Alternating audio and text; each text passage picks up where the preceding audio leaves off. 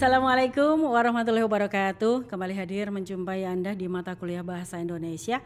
Dan untuk kali ini kita akan berbicara tentang penulisan karya ilmiah. Sampai kita ke titik bagaimana kita menulis karya ilmiah. Oke, kalau kita berbicara tentang karya ilmiah, apa itu pengertian karya ilmiah? Menurut beberapa ahli, menurut Dwi Loka, karya ilmiah adalah hasil pemikiran ilmiah seseorang atau ilmuwan yang berupa hasil pengembangan yang ingin mengembangkan ilmu pengetahuan, teknologi dan seni yang diperoleh melalui kepustakaan, kumpulan pengalaman, penelitian dan pengetahuan orang lain sebelumnya. Ini menurut ahli ya, karya ilmiah itu apa? Menurut Pateda, karya ilmiah adalah hasil pemikiran ilmiah pada suatu disiplin ilmu tertentu yang disusun secara sistematis, ilmiah, logis, benar, bertanggung jawab, dan menggunakan bahasa yang baik dan benar. Kita balik lagi, karya ilmiah adalah pemikiran ilmiah secara yang merupakan hasil pengembangan. Nah, karya ilmiah yang kita kembangkan itu bisa pengembangan dari ilmu pengetahuan, kemudian juga bisa melalui kepustakaan, kumpulan pengalaman, penelitian, ataupun pengetahuan orang lain. Kita bisa menulis karya ilmiah berdasarkan ini. Kalau misalnya kita menulis berdasarkan kepustakaan, caranya bagaimana? Ketika kita menulis karya ilmiah berdasarkan kepustakaan, kita bisa mengambil beberapa literatur berdasarkan penelitian-penelitian yang sudah diteliti oleh orang lain. Kemudian kita bisa meneliti apa yang akan kita teliti itu berdasarkan kumpulan pengalaman ataupun juga berdasarkan penelitian yang kita lakukan sendiri. Kemudian kalau menurut Pateda, ini pemikiran ilmiah pada suatu disiplin ilmu yang disusun secara sistematis. Karya ilmiah itu memiliki aturan, yaitu sistematis, ilmiah, logis, benar, dan bertanggung jawab. Apa yang dihasilkan dari karya ilmiah, kita menghasilkan karya ilmiah, hasilnya memang harus bisa dipertanggungjawabkan. Makanya memang benar-benar ketika kita menulis karya ilmiah, itu benar-benar orisinil dan kita bisa mempertanggungjawabkannya ketika suatu saat terjadi sesuatu misalnya. Kemudian menggunakan bahasa yang baik dan benar, itu jelas bagaimana kita menggunakan bahasa Indonesia yang baik dan benar dalam sebuah karya ilmiah. Berbeda ketika kita menggunakan bahasa gaul misalnya, itu bukan karya ilmiah karena kepentingan penggunaan bahasa Indonesia yang baik dan benar ini dituntut dalam sebuah karya ilmiah. Kemudian penyusunan karya ilmiah harus memenuhi kaidah. Yang pertama, penyebutan sumber tulisan yang jelas. Jika kalian mengutip pendapat orang lain, di mana sumber kutipan itu harus disebutkan dengan jelas dan lengkap. Kita tidak bisa asal tulis, kita tidak bisa asal copy paste, kita tidak bisa asal sadur aja. Ada aturan-aturan di situ. Nah, ketika kita mengutip pendapat dari orang lain, penyebutan sumber tulisan yang jelas ini harus. Selain kita tuliskan di dalam karya ataupun juga karya ilmiah, kita tuliskan juga di dalam daftar pustaka. Kemudian yang kedua yaitu memenuhi kaidah penulisan yang berkaitan dengan teknik kutip mengutip, penulisan kata, frasa dan kalimat yang sesuai dengan kaidah bahasa yang baik dan benar. Ini tetap harus ya. Nah, panduan kita apa? Ada PUEB. PUEB Pedoman Umum Ejaan Bahasa Indonesia. Jadi ketika kita mau menulis yang berkaitan dengan kutip mengutip, penulisan kata, frasa ataupun juga kalimat, kita sesuaikan dengan PUEB. Karena apa? Hal itu pada akhirnya kita akan bisa menggunakan bahasa Indonesia yang baik dan benar. Apa sih ciri-ciri karya ilmiah? Yang pertama adalah reproduktif. Kenapa? Ketika saya membuat karya ilmiah, satu karya ilmiah, secara otomatis karena ini ciri karya ilmiah, hasil yang sudah saya dapatkan, hasil yang sudah saya buat, itu nanti pada akhirnya itu bisa kita produksi lagi. Kenapa? Tidak harus sama dengan hasil karya itu, tetapi pengembangan dari karya ilmiah yang kita susun itu pada akhirnya bisa kita comot-comot. Misal kita membuat makalah lah yang paling ringan saja, atau mungkin skripsi ya.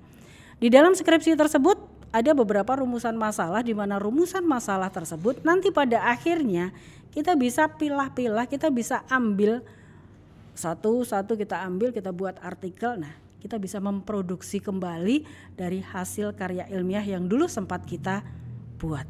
Jadi pikirkan ketika kita membuat karya ilmiah atau tugas akhir atau skripsi, bahwa hasil karya ilmiah yang kita susun itu nantinya itu bisa kita gunakan untuk penelitian-penelitian berikutnya. Tidak mandek hanya di situ loh ya. Karena apa? Cirinya memang karya ilmiah itu reproduktif.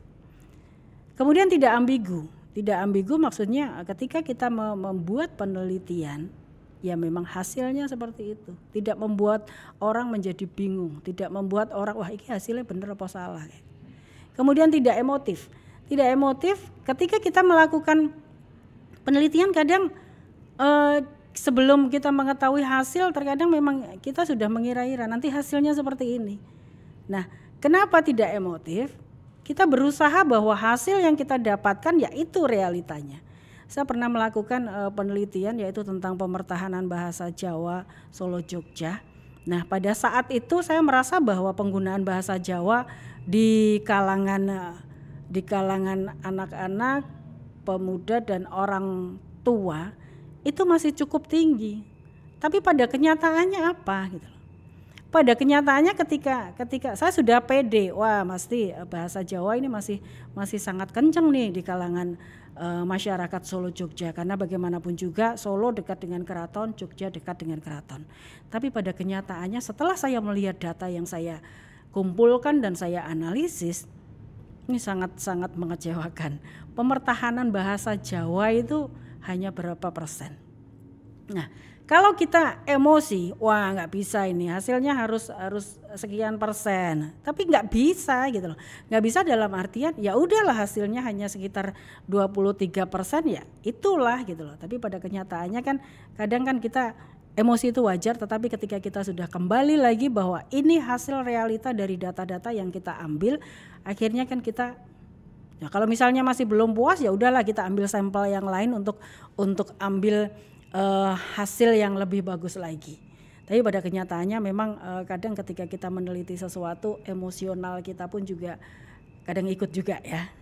Kemudian penggunaan bahasa baku dalam ejaan, ini jelas karya ilmiah ini memang harus menggunakan bahasa Indonesia yang baik dan benar. Kemudian penggunaan istilah keilmuan, ini karena memang masing-masing bidang ilmu memiliki peristilahan yang tidak dimiliki sama bidang yang lain ya. Jadi memang kita menggunakan istilah-istilah. Kalau misalnya di bidang ekonomi ya kita menggunakan peristilahan yang ada di bidang ekonomi. Karena ini sifatnya khusus ya. Kemudian bersifat denotatif. Jadi hasil yang kita munculkan dari karya ilmiah tersebut memang benar-benar ada. Dalam artian bukan semata-mata semu ya, tetapi memang makna-makna ataupun juga hasil yang dihasilkan memang benar. Rasional ini jelas, karya ilmiah memang sifatnya rasional karena karya ilmiah berbicara berdasarkan data. Bersifat straightforward atau langsung ke sasaran, jadi karya ilmiah tidak perlu berbelit-belit. Kalau misalnya kita mau berbicara tentang bahasa, kita tidak akan berbicara dulu tentang ekonomi. Ya udah bahasa, ekonomi. Ada kohesi antar kalimat, ini jelas di dalam sebuah karya ilmiah. Tadi saya menerangkan bahwa sebelum masuk ke karya ilmiah kan kita berbicara tentang paragraf. Jadi antar kalimat di dalam sebuah paragraf tersebut memang harus ada kohesinya. Kemudian penggunaan kalimat efektif, ini jelas tidak hanya kalimat efektif saja yang kita gunakan, bagaimana kita membuat ataupun juga kita membentuk sebuah paragraf itu menjadi paragraf-paragraf yang efektif. Itu ciri-ciri karya ilmiah. Kemudian syarat-syarat karya ilmiah, yang pertama komunikatif, kemudian bernalar, ekonomis, berdasarkan landasan teoritis yang kuat, relevan, sumber penopang mutakhir, dan juga bertanggung jawab. Komunikatif ini jelas karena sebetulnya ketika kita membuat karya ilmiah itu kan menginformasikan sesuatu kepada pembaca atau orang lain. Bagaimana kita membahasakan agar karya ilmiah yang kita hasilkan atau hasil karya ilmiah ini bisa dinikmati oleh masyarakat, maka bahasa yang kita gunakan walaupun kita menggunakan bahasa baku tetapi tetap komunikatif. Bernalar ini jelas, jadi tidak berbau mistis, jadi nalarnya itu tetap ya.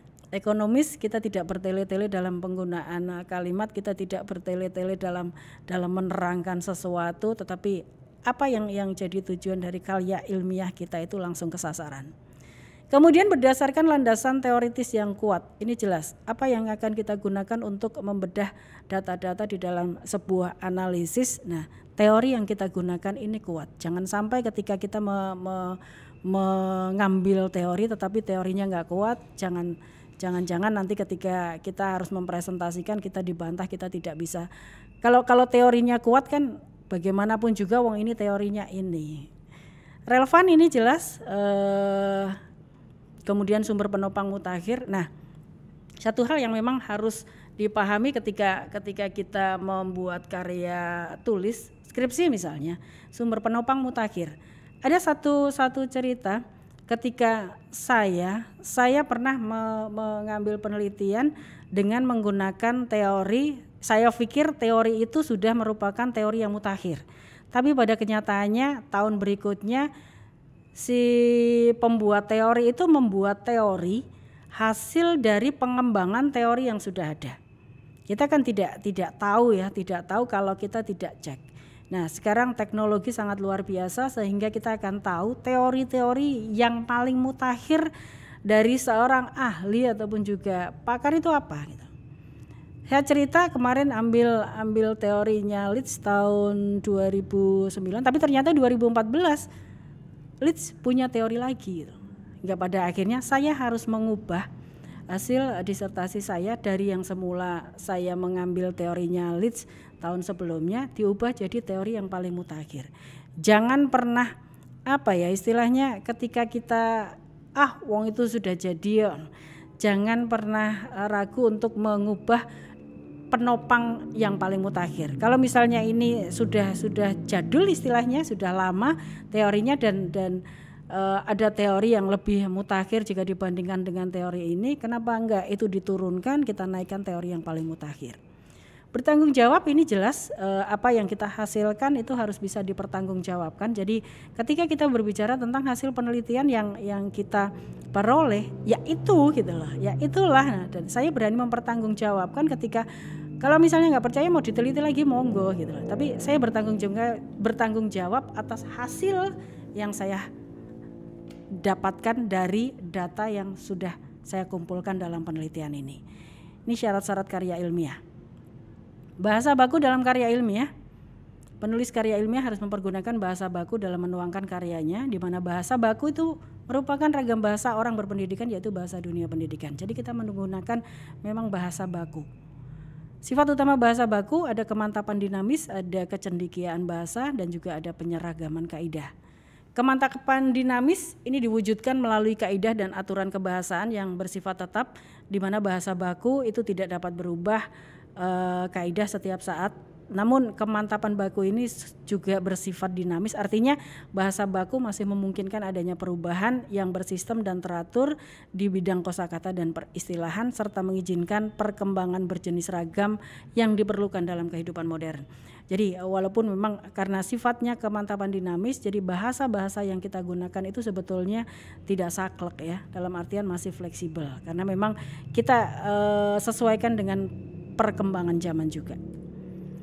Kemudian kecendikiaan bahasa itu terwujud melalui penyusunan kalimat, paragraf, dan kesatuan bahasa yang lebih besar yang menunjukkan penalaran dan pemikiran yang logis, teratur, dan masuk akal.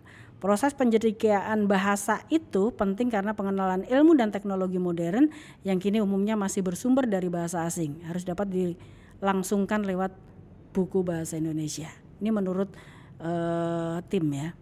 Kemudian penyeragaman kaidah. Ada kaidah-kaidah yang sifatnya tetap, berlaku resmi untuk kepentingan resmi dan dipahami secara sama oleh pengguna bahasa baku. Memang ada beberapa kaidah-kaidah yang memang kita harus menggunakan aturan itu. Bahasa baku adalah bahasa resmi yang dipergunakan dalam situasi resmi, diantaranya pada penulisan karya ilmiah dan laporan penelitian. Nah, jenis-jenis karya ilmiah. Ada beberapa jenis karya ilmiah. Yang pertama ada makalah, kemudian skripsi, tesis, disertasi, proposal penelitian. Makalah itu merupakan karya ilmiah yang pembahasannya berdasarkan data di lapangan yang disusun untuk memenuhi tugas-tugas mata kuliah tertentu atau memberikan saran pemecahan tentang masalah tertentu secara ilmiah. Makalah dapat berupa hasil penelitian yang disusun untuk dibahas dalam pertemuan ilmiah, bisa seminar atau lokakarya. Nah biasanya kalau kita membuat makalah itu kan atas permintaan tugas-tugas ya, ataupun juga seminar-seminar lokakarya yang akan kita ikuti. Nah bagaimana kita menulis makalah, sebetulnya setiap ada standar sih ya, hanya saja ketika kita akan mengikuti seminar lokakarya, masing-masing penyelenggara akan memberikan template ya, akan memberikan pola bagaimana makalah harus disusun. Kemudian makalah ini merupakan bentuk karya ilmiah yang paling singkat dengan jumlah halaman 15 sampai 25 halaman. Ini juga fleksibel ya, dalam artian ketika suatu penyelenggara akan menyelenggarakan, tapi rata-rata memang ketika kita membuat makalah itu rata-rata 15 sampai 25 halaman. Kemudian kalau kita buka lagi, makalah terdiri dari bagian, yaitu bagian awal, bagian inti, dan bagian akhir. Bagian awal makalah itu ada halaman sampul, kemudian daftar isi, daftar tabel atau gambar. Daftar tabel atau gambar ini kalau misalnya ada ya, kalau makalah itu kan apa yang kita masukkan ke dalam makalah itu kan tidak terlalu detail juga ya. Kalau misalnya tidak ada tabel atau gambar di situ, tidak perlu kita membuat halaman daftar tabel atau gambar. Tapi kalau misalnya ternyata memang tabelnya banyak, gambarnya banyak, ini kita buat dalam halaman sendiri-sendiri, daftar tabel, kemudian belakangnya daftar gambar. Tapi kalau misalnya hanya sedikit dan memungkinkan untuk kita gabung di dalam satu halaman, kita bisa menggabungkan daftar tabel atau gambar dalam satu halaman. Halaman sampul berisi tentang judul makalah, kemudian maksud dituliskannya makalah, nama penulis makalah, tempat dan waktu penulisan makalah. Ini contoh ya, kelihatan enggak ya? Nanti bisa saya kirim deh ya untuk PPT-nya. Kemudian di dalam daftar isi itu berfungsi sebagai panduan mengenai keseluruhan isi makalah. Ini kalau ketentuan penulisan daftar isi menurut Bambang Dwi Loka itu sebagai berikut. Judul bagian makalah ditulis dengan menggunakan huruf kecil, kecuali awal kata selain kata tugas ditulis dengan huruf besar.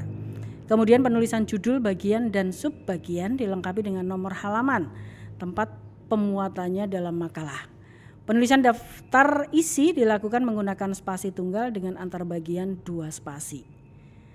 Kalau misalnya di dalam daftar gambar dan tabel, fungsinya untuk mempermudah pembaca mencermati tabel dan gambar yang ada di dalam makalah. Sebetulnya fungsi daftar isi itu pun juga seperti itu. Sebelum kita masuk ke dalam isi makalah, kita lihat dulu daftar isinya seperti apa. Kemudian penulisan daftar tabel dan gambar ini berupa nomor dan nama dituliskan secara lengkap. Jika tabel atau gambar lebih dari 1, penulisannya secara terpisah. Kemudian jika tabel atau gambar hanya 1, penulisannya disatukan dengan daftar isi makalah. Bagian inti makalah, ada latar belakang masalah, kemudian ada rumusan masalah, ada tujuan penulisan makalah, ada pembahasan, ada simpulan, dan juga ada saran. Bagian pendahuluan makalah ada latar belakang penulisan masalah, kemudian juga perumusan masalah, tujuan penulisan makalah. Latar belakang penulisan masalah ini kita bisa mengisi hal-hal yang melandasi perlunya makalah ini ditulis. Jadi di dalam latar belakang masalah tersebut apa sih yang harus kita tulis, yaitu berisi tentang hal-hal yang melandasi perlunya makalah ini ditulis.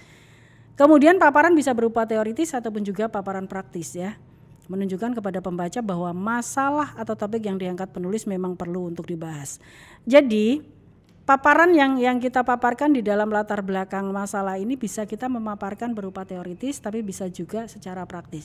Barangkali fenomena apa sih yang melandasi perlunya makalah ini ditulis. Nah, di dalam latar belakang masalah kita mencoba untuk menemukan gap ya, ataupun juga celah ataupun juga dari beberapa penelitian yang ternyata memang belum pernah meneliti itu. Jadi kita akan tunjukkan kepada pembaca bahwa masalah atau topik yang diangkat penulis itu memang perlu untuk dibahas.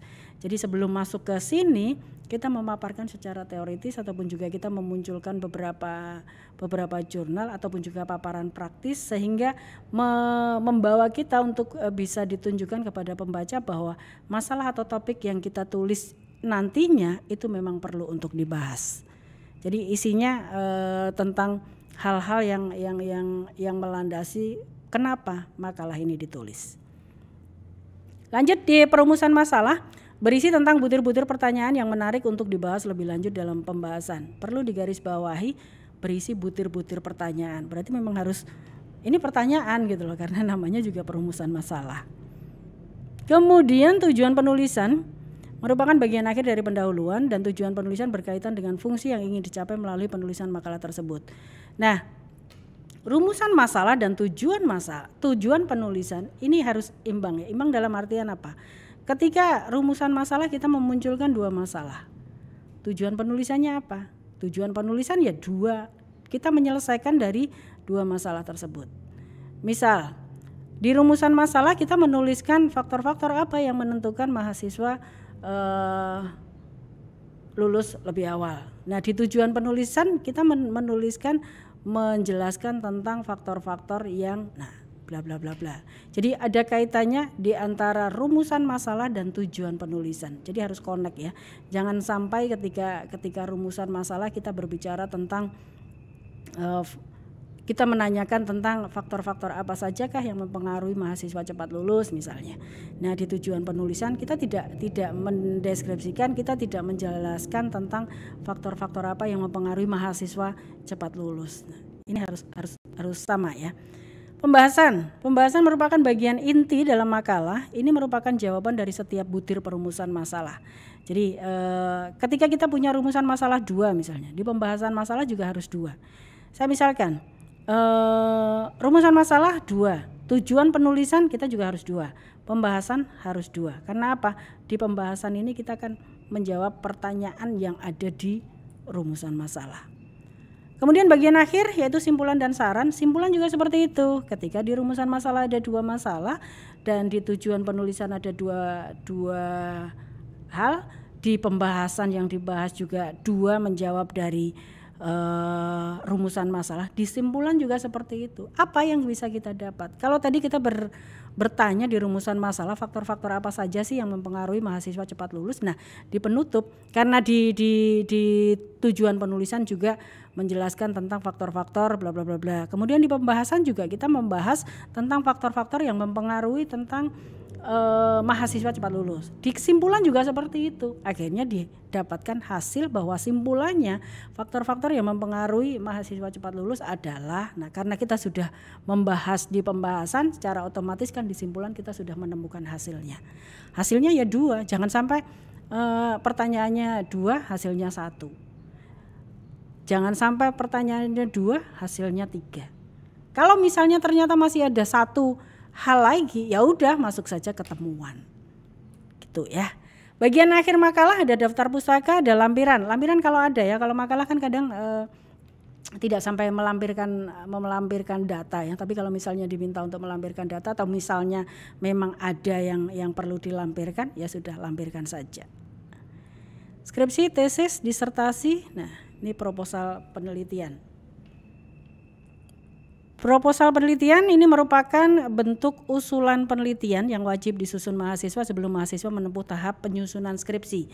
Jadi sebelum kita masuk ke skripsi, tesis atau disertasi memang ada proposal penelitian dulu. Disusun dengan bagian utama yaitu pendahuluan, landasan teoritis dan metodologi penelitian tanpa adanya pembahasan dan simpulan. Jadi hanya di bab 1 sampai dengan 3, bab pendahuluan, landasan teori dan juga metodologi. Karena ini sifatnya proposal penelitian ya. Proposal penelitian kuantitatif berisi judul, kemudian daftar isi, pendahuluan yang terdiri dari bagian-bagian latar belakang masalah, identifikasi masalah, pembatasan masalah, perumusan masalah, tujuan penelitian dan manfaat penelitian. Landasan teoritis terdiri dari bagian-bagian ada tinjauan pustaka, hasil penelitian yang relevan, kerangka pemikiran, hipotesis, ini kalau ada ya. Kemudian di metodologi penelitian terdiri atas bagian-bagian tempat, waktu penelitian, metode penelitian, populasi dan sampel, teknik pengumpulan data, teknik analisis data, dan daftar pustaka.